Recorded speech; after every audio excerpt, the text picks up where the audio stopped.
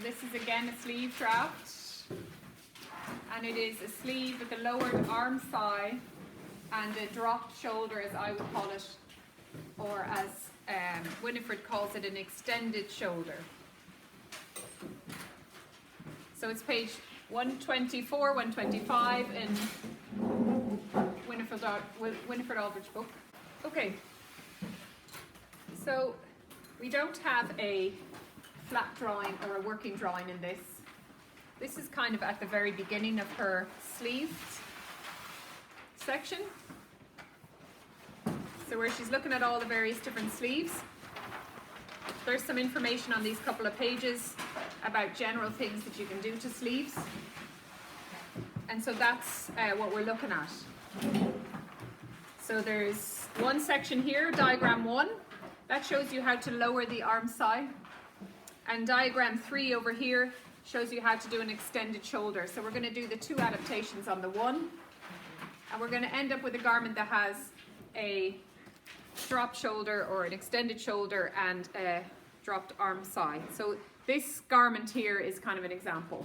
So you can see the sleeve is wider, it's lower here. The edge of the sleeve, which is usually here on your shoulder point, is dropped down here. Okay?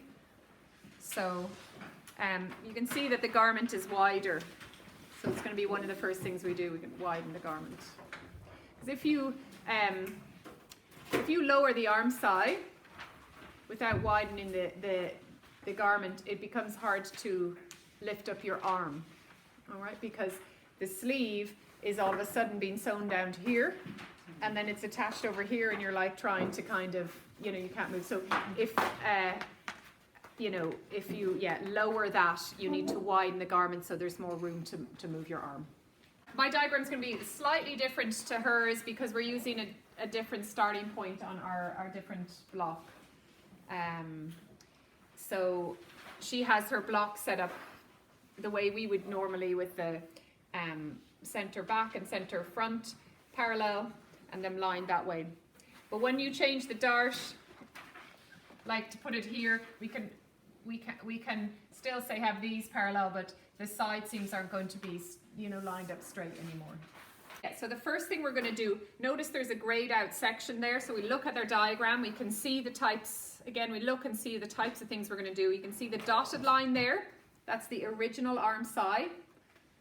And then there is a new solid line, meaning we're going to lower that. We're going to drop down and lower the arm side.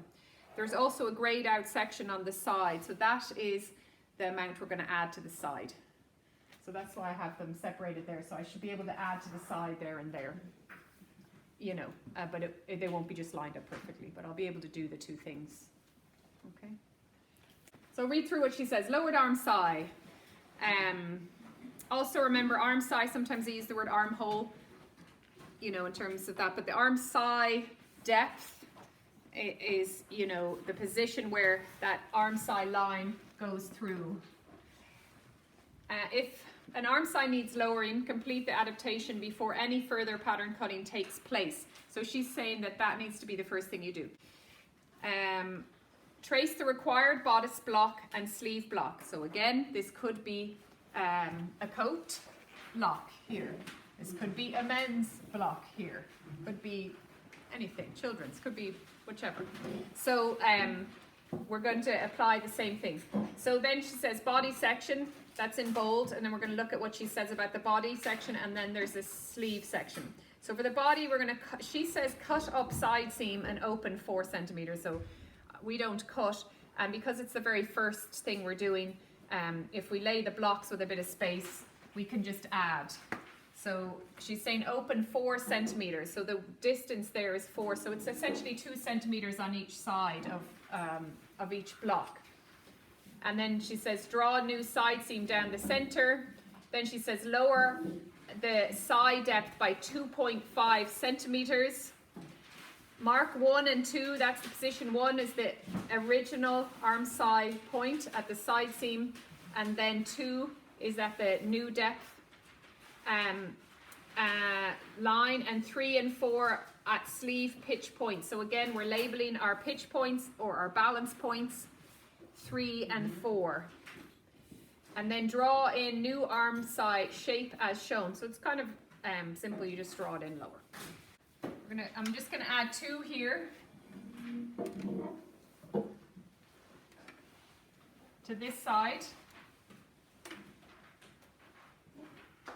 And I'm gonna add 2 here.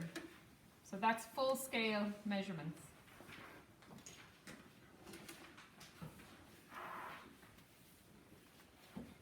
Right, so essentially I've cut and added my 4 as she said, but I've just done it slightly differently. Then lower the side depth 2.5. So again, if they were joined, we could do it in one position. In this case, we're doing it twice. So if that's the kind of position coming out, I'm coming down 2.5.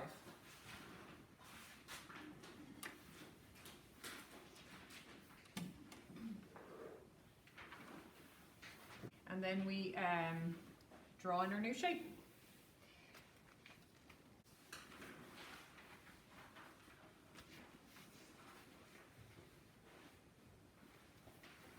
Okay, if we have changed our armsyce or our armhole measurements, we have to remember, okay, we need to do the corresponding thing to our sleeve,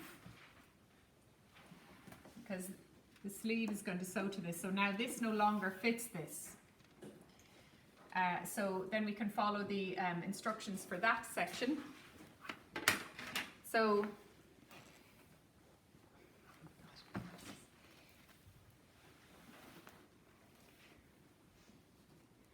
draw a parallel line below the arm side depth, comma, the distance is half the measurement 1 to 2. So this bit that we came down on the body block, it was 2.5, but the distance we're going to come down on the sleeve is half of that. So then she says mark points 5 and 6 at front and back pitch points. So again, we're going to mark 5 and 6.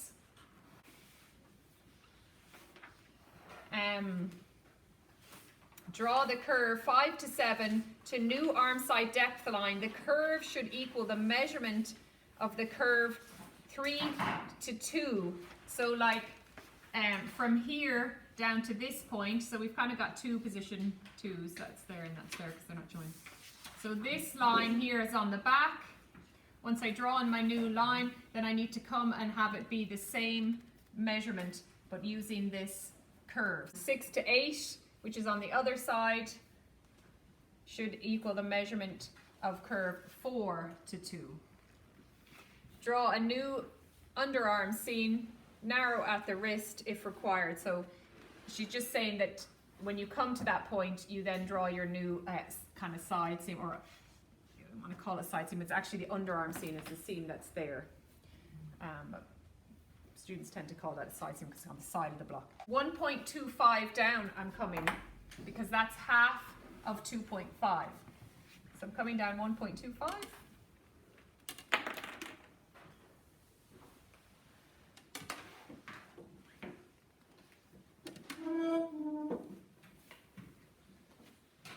And you extend a line out because you don't know where it's going to hit.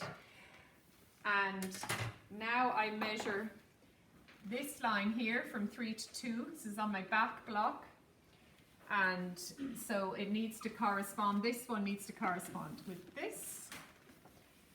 And so this one's a little funny because you need to, it's curved. So you need to actually use your measuring tape, curve along like this. So say mine is 12.5. And I have to kind of come from here and a nice curve, 12.5. It's a little hard on the board because this falls down, but I have to draw in my new curve shape like that. Okay, so now this length is equal to this length. And I do the same for this one. So this I measure with my curve. It's kind of 10 in 0.25, and then I'm going to come over here.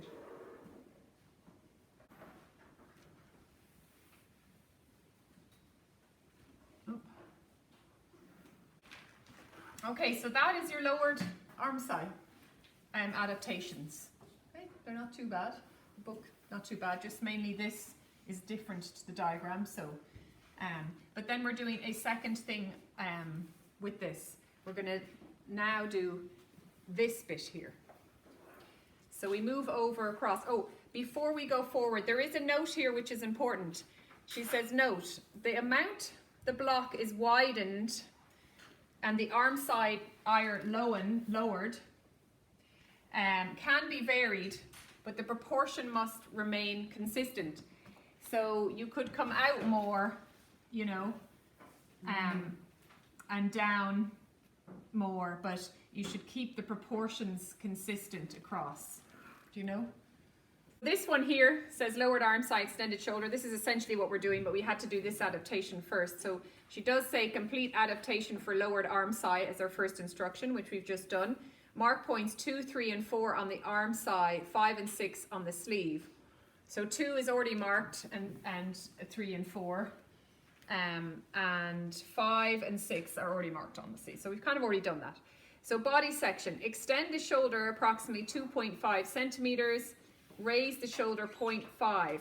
So look at her solid line. The dotted line is the original block. The solid line is the adaptation we're making.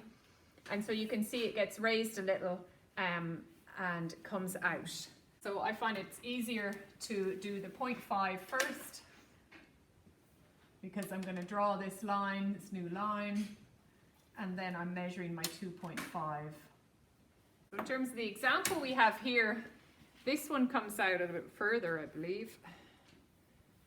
Yeah, it's more like 4.5 down. So 2.5 down would be like that, maybe just a bit off the shoulder. Again, the more you come down here, the more you need to come down here and out here, and you know, it's all needs to be kept in proportion. We're doing the same thing on the other side. We're raising 0.5, and we're extending out 2.5. Then the next bit, 3 to 9 and 4 to 10. So 3 to 9, so coming out here in this position, we're going to be drawing in the curve. So she's just saying that you come out half the measurement of the shoulder extension. So if you came out 2.5 here, then I'll be coming out 1.25 here. But if I came out 4 here, I'd be coming out 2. And then we draw in the, did she say extended shoulder? Yeah. So we draw in the shape. So coming from here, my lines are a bit wobbly today.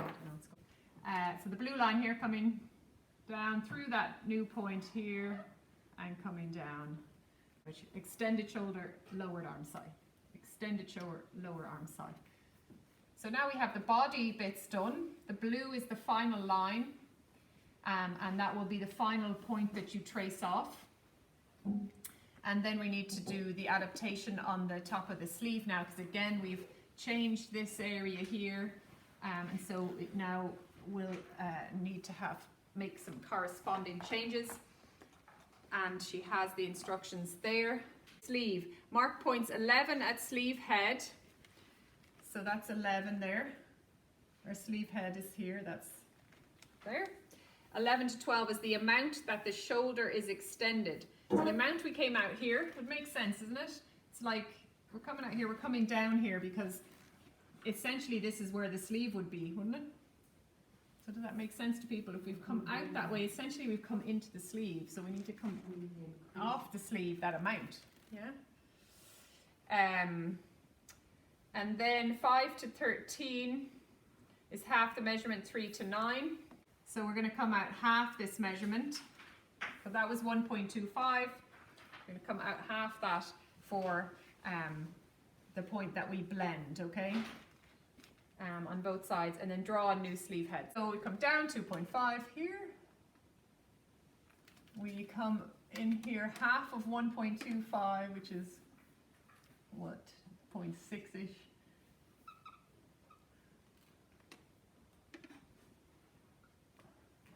And now we are drawing in our new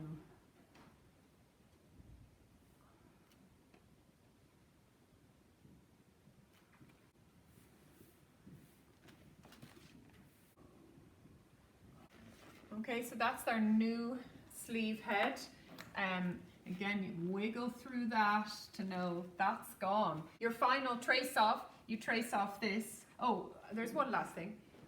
It's to extend, you know, put this back in. So maybe we can just extend it and maybe just draw in a short sleeve, like come down to the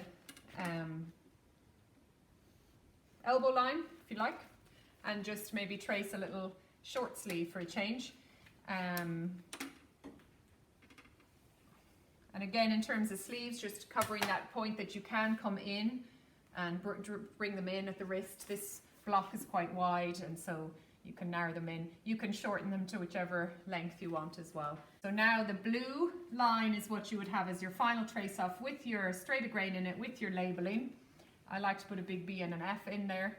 And then this one, the block coming along, the red line there, the blue line, the red long line there, and the black around the rest. So again, for you guys to try and trace off to figure it out yourself. So rather than me putting the trace off, I'm giving you the challenge of working it out yourselves. So I know you can do it.